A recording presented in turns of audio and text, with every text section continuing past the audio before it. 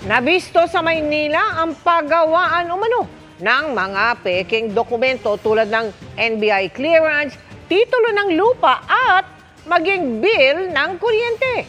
Nakatutok si John Consulta. Ordinaryong bahay lang sa unang tingin. Pero pugad pala ng paggawaan ng mga peking dokumento ang tatlong bahay na ito sa Santa Cruz, Maynila. Tumambad sa mga ahente ng NBI Special Task Force ang mga computer, printer, cutter, laminator at pang-dry seal. Ayon sa NBI, ang kanilang sinalakay, isa sa mga pangunahing gumagawa sa Maynila ng mga pineking dokumento ng gobyerno. May mga nakuha ring peking land title, LTO license, mayor's permit, titulo, medical certificate, police clearance, NBI clearance, peking cheque at iba pa. Di raw naging madali ang pagtunton sa hideout ng grupo. Medyo mahirap kasi marami ho sila doon at alam na nila isintingin pa lang kung medyo operatiba yung dating mo. May team rin nasa labas, may team rin sa loob. Napaka-delikado. Example, kayo'y kukuha ng katulong, re-require nyo ng NBI clearance. Makakapagbigay ang isang pusakal, isang wanted person ng NBI clearance na tatanggapin nyo sa bahay nyo. Bandang huli kayo na nabiktima. Driver's license, the same. Nakakapagmaneho na hindi naman nakapag-test, hindi naman marunong mag-drive. Napaka-delikado.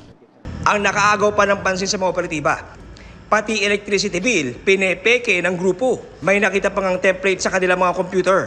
Kasi yung mga ganyang klaseng proof of billing, ginagamit po lang sa application. Halimbawa po kayo mag-a-apply ng loan.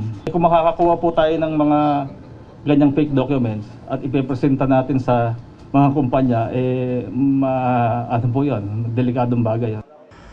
Sumisigil ng 500 hanggang 1,000 pesos sa kada peking NBI clearance, pero mas mahal kung titulo na ng lupa ang pepekein. Aminado ang NBI na talamak ang ganitong gawain sa Maynila, kaya meron silang planong gawin para mabawasan ang illegal na gawain ito. Probably because yung naikakaso namin sa kanila, falsification, nakakapag-bail out sila. No? Mababa lang ang piyansa. Is an issue of legislation, i-address po namin with the director sa ating mga kongresista na kung pwede, taasan natin yung penalty para nang sa gayon magkaroon ng deterrence at magsilbi itong warning na siniseryoso ng gobyerno itong mga klaseng krimen na to. Tumanggi na magbigay ng pahayag ang mga suspect na kinasuhan ng falsification of public documents. Para sa GMA Integrated News, John Consulta, Nakatutok, 24 Oras.